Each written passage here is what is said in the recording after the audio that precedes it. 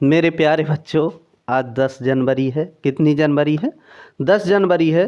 10 जनवरी को विश्व हिंदी दिवस मनाया जाता है। कब मनाया जाता है बेटा जी? 10 जनवरी को विश्व हिंदी दिवस मनाया जाता है। अगर बात की जाए हिंदी दिवस की, तो 14 सितंबर को अपन हिंदी दिवस के रूप में मनाते हैं। किसके रूप में मनाते हैं? 14 सितंबर को अपन हिंदी दिवस के रूप में मनाते हैं।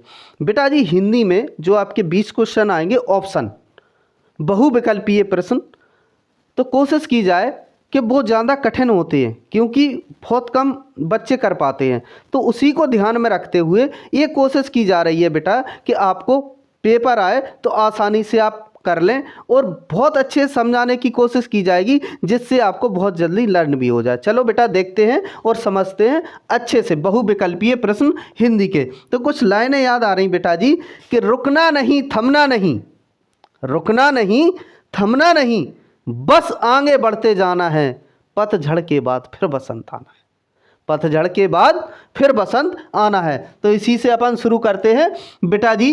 तो पहला क्वेश्चन ये है आपका, नीड़ का निर्माण के रचनाकार हैं। तो इस तरीके से बेटा जी आपको 4 ऑप्शन मिलेंगे। Harivansh Rai Bachchan, doctor Rajendra Prasad, C option है हजारी प्रसाद द्विवेदी और डी ऑप्शन है बेटा जी राम विलास शर्मा।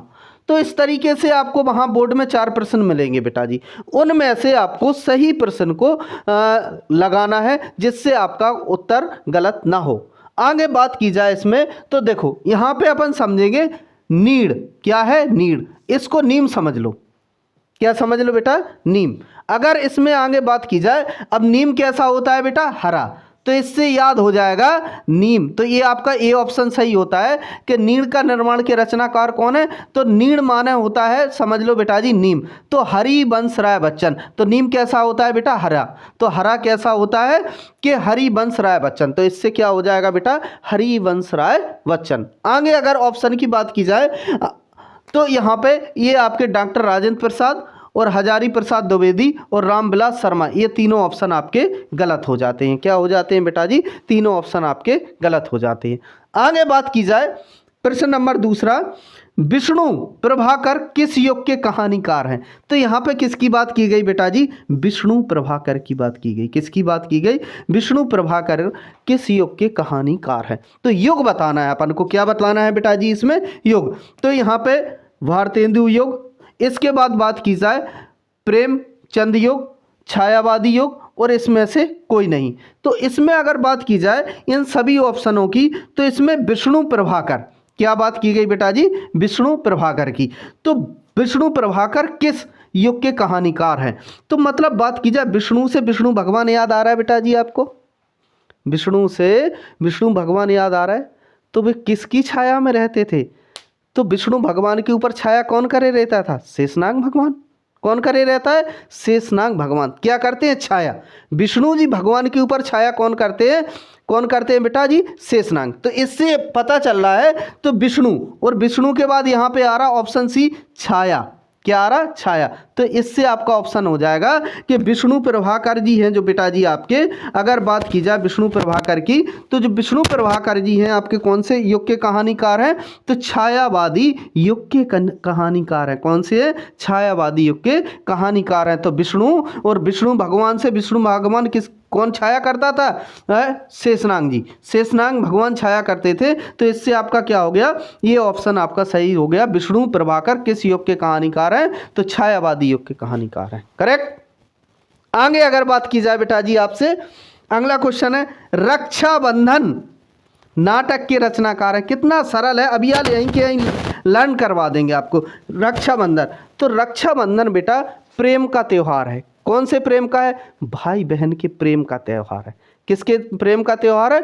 भाई बहन के प्रेम का त्योहार है। आगे बात की जाए तो इसमें ऑप्शन है उपेंद्रनाथ अस्क, हरिकृष्ण प्रेमी, रामकुमार वर्मा और चतुर्सेन शास्त्री। तो बेटा जी इसका जो ऑप्शन है, तो अभी आपका ये ऑप्शन बी करेक्ट हो जाता है, हरि कृष्ण प्रेमी। तो प्रेमी यहाँ पे आ गया और हरि कृष्ण प्रेमी। तो रक्षाबंधन किसका है? प्रेम का त्योहार है। तो हरि कृष्ण प्रेमी आ जाए तो आप बड़े आसानी से कर दोगे बेटा जी। चलो आगे स्टार्ट किया जाए। आगे क्वेश्चन तो चलो चांद पर चलें के रचनाकार हैं। तो इसमें ऑप्शन है बेटा जी, ए ऑप्शन है आपका धर्मवीर भारती, बी ऑप्शन है जयप्रकाश भारती, सी ऑप्शन है अज्ञे और डी ऑप्शन है आपका मोहन राकेश।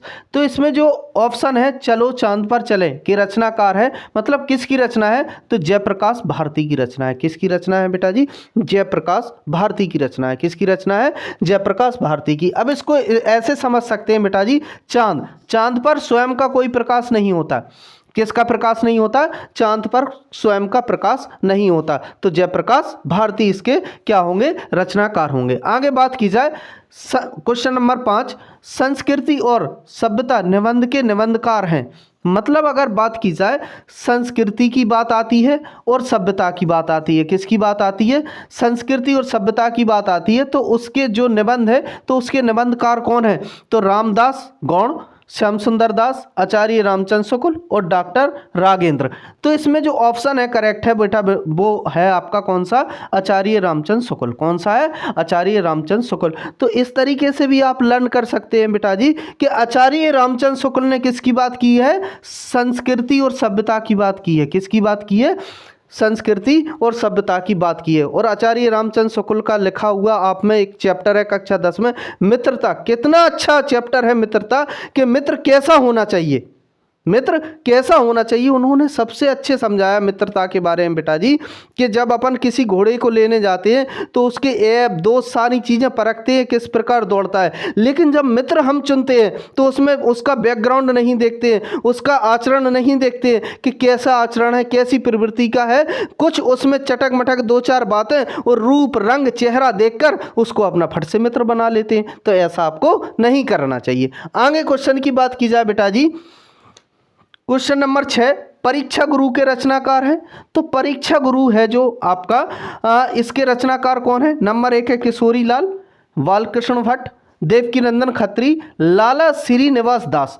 तो यहाँ पे बात की जाए बेटा जी, जो आपका ऑप्शन है परीक्षा गुरु। तो परीक्षा गुरु की बात की जाए तो परीक्षा गुरु के जो रचनाकार हैं आपके कौन है, लाला श्रीनिवास दास। कौन सा है, लाला श्रीनिवास दास। मतलब इस तरीके से याद कर सकते हैं आप लोग, समझ सकते हैं कि लाला की परीक्षा ली।